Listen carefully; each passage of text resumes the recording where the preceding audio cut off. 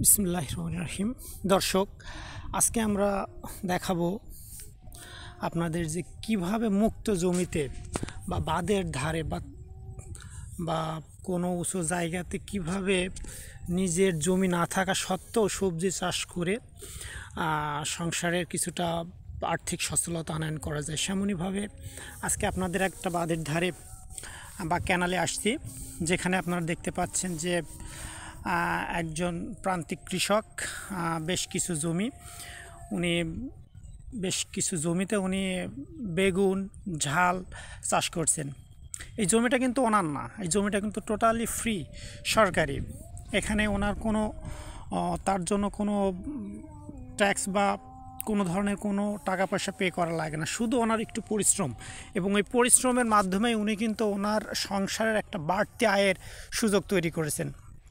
আপনারা নিশ্চয়ই দেখছেন যে বাগুনের সাথে ঝালও তৈরি করছেন, এবং ঝাল গাছে ফুল আসছে, বেগুন গাছে ফুল আসছে এবং যথেষ্ট পরিমাণে ধরছে। আমি বিশেষ করে উদ্বৃত্ত করব যাদের নিজের জায়গা জমি নেই। তো অবশ্যই তারা এই ধরনের প্রতিটা এলাকাতে এই ধরনের জায়গা আছে, উঁচু বা সরকারি খাস জমি বা ক্যানালের ধার, এই ধরনের জায়গা অবশ্যই আছে। তো আপনারা সেখানে চাষাবাদ করে এই ধরনের ফসল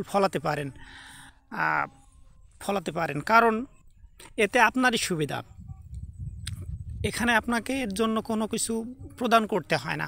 সো আপনি অবশ্যই সামান্য একটু পরিশ্রমে অন্তত আর্থিক সচ্ছলতা আনয়ন করা সম্ভব। বিশেষ করে আপনার পরিবারের যে একটা সবজির যে একটা চাহিদা আছে, সেটা তো পূরণ করতে পারবেন।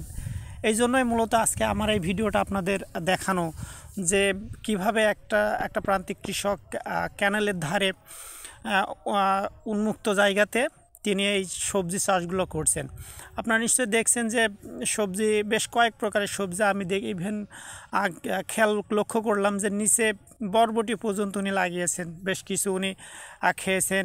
আপনারা মরিচ দেখলেন যে টাটকা এবং ধরে আছে, এবং দেখতেই পাচ্ছেন যে বেগুন গাছ কত সুন্দর এবং ধরে আছে।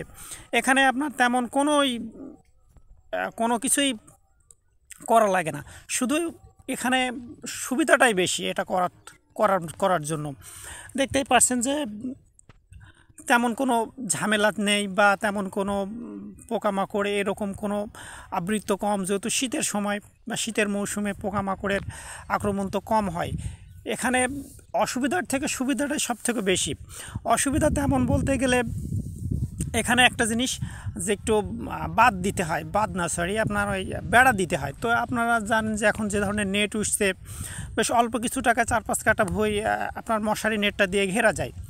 সো এটা তো খুবই সহজ, এবং এই কৃষকটার মাথায় এতটাই বুদ্ধি, আমি বলবো ইনি এমন কাজ করছেন যে ওনার ওই জায়গাটুকের ভিতরে উনি আবার আইরি গাছ দিয়েছেন। আপনারা নিশ্চয়ই ভিডিওতে খেয়াল করবেন যে আইরি গাছ দিয়ে উনি একটা বেড়া তৈরি করছেন, এবং সাথে আরও কিছু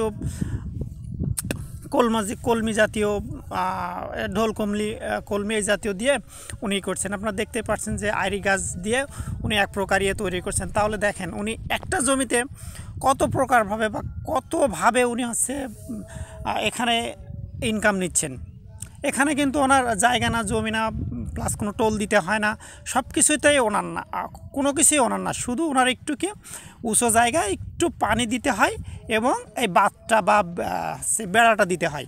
আর বেড়া দেওয়ার টেকনিকটা ওনার দেখেন, আমার এই জিনিসটা দেখে সত্যিই ভালো লেগেছে যে বেড়া দেওয়ার টেকনিকটাও একটা আলাদা। বেড়া দিচ্ছেন, তবুও সেখান